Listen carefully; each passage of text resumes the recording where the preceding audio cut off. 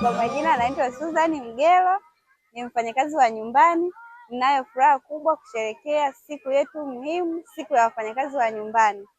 Naiomba serikali iweze kuridhia mkataba wetu namba 189.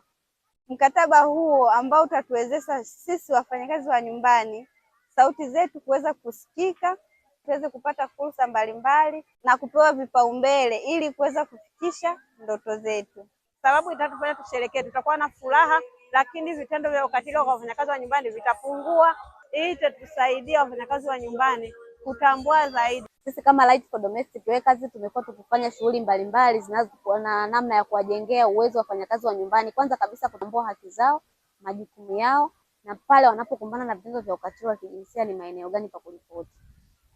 Siku ya leo ni siku muhimu sana kwetu kwa sababu ukiangalia ni siku ya wafanyakazi wa nyumbani ambao kwa ujumla tunaona kabisa kwamba hii ni siku bado haijawa na amsha kulingana na kundi tunalohusisha nalo.